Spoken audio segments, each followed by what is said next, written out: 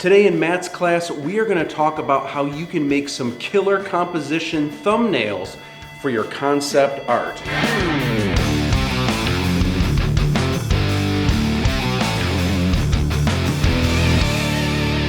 So when you're going to create some really cool concept art, like if you're doing a cool production painting, something where you show what your world looks like, there's a lot obviously with the technique of painting and trying to make things look 3D and rendering of texture and all of that. But one of the most important things that I think people don't pay enough attention to when they're trying to break into the world of concept art is the actual design of the image. And you could have an incredible painting where it's rendered awesome and the colors are really neat, but if you don't have a good composition, if your image isn't striking in its aesthetic for how the dynamics are, then it's just not gonna work. It's not gonna sell your video game or your movie or your animated show, whatever it is that you're creating the concept art for. It needs to be awesome and dynamic, and design is everything. So what you want to do before you put your final image together, you want to do some thumbnails, and I'm going to give you some cool tips, tricks, and techniques on how you can design better thumbnails and make more striking images. Let's do this.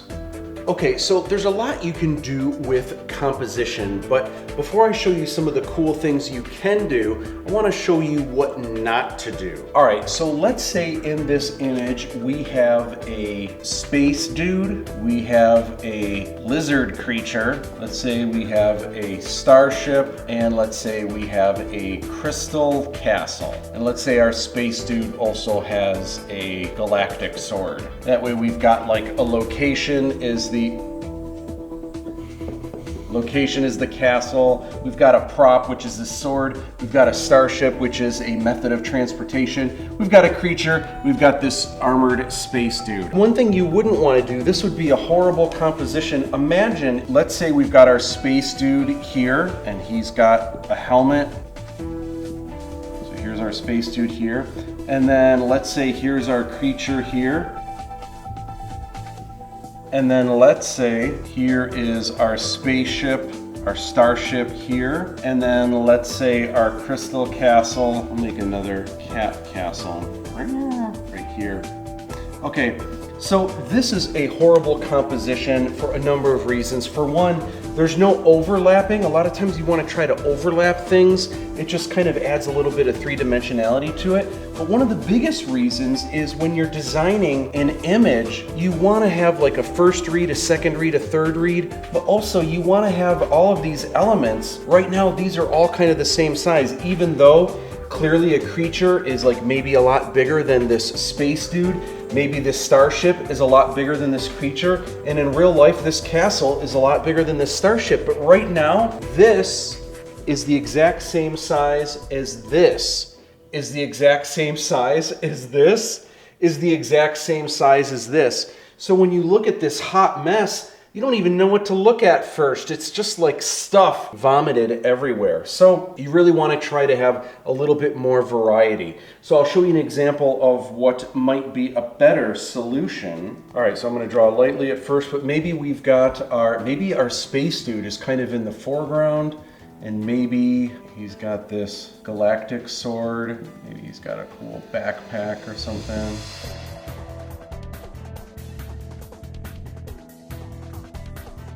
This is just kind of a thumbnail. It's not meant to be anything too crazy. Just want to get the basic design.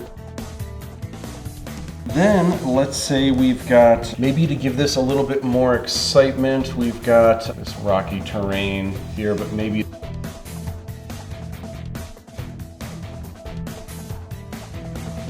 all right, so maybe there's this creature here, and maybe there's even some rocks here that it's kind of about to leap over. Looming in the distance over here, there is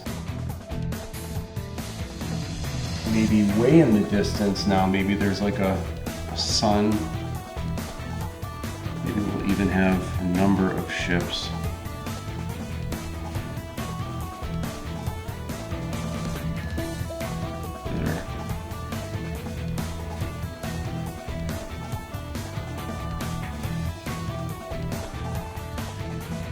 here's the cool thing about this. Is this the greatest sketch in the world? No. But here's what I really like about this. Right now, even though this creature is a lot bigger than this person, and this is a lot bigger than this, and this is also bigger than maybe these starships here, right now on a two-dimensional surface, the way this is designed, see how much space this person is taking in the foreground, and then this is a little bit smaller than that. It's not taking up as much screen real estate as this is. Then this is a little bit, this is even smaller back here, and it doesn't mean necessarily that things that are farther away automatically have to be smaller, because you might have an illustration where there's a little pixie floating in the air.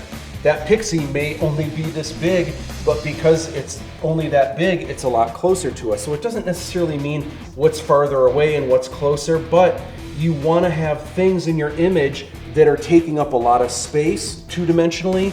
You also want to have things that are taking up maybe not as much space, and even less, and then even less. So in that kind of design aesthetic, this has a nice amount of variety. Also, you see a lot of overlapping where this character here is cropped by the edges here. This character is overlapping this. This creature is kind of overlapping this mound right here. This creature is also overlapping the background here. This castle is overlapping this sunset, and then even these ships, one of these ships is overlapping that sun. So having overlapping is your friend, and having any kind of variety.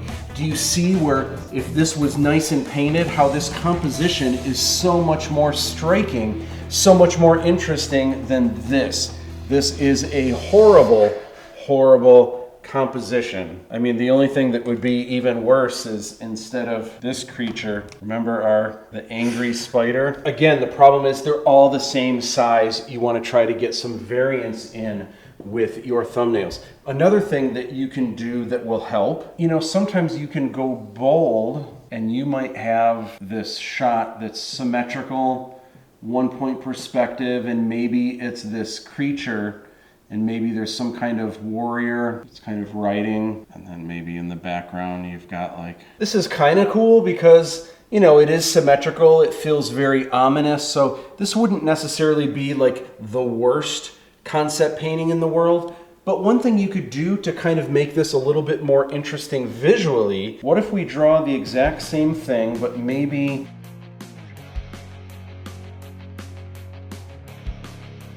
something like that, so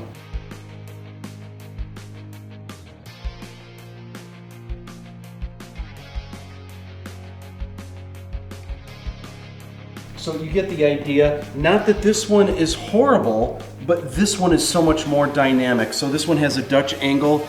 It's got overlapping where things are overlapping the mountains. You've got this character is kind of overlapping more of this wing. This part of the wing and the tail is cut off by the border, and it's just more dynamic. So what you're trying to do with concept art, this is not meant to be a montage. When you're doing concept art for a video game, when you're designing the look of a movie or an animated feature, it's not a montage. You're not thinking about the movie poster at this point.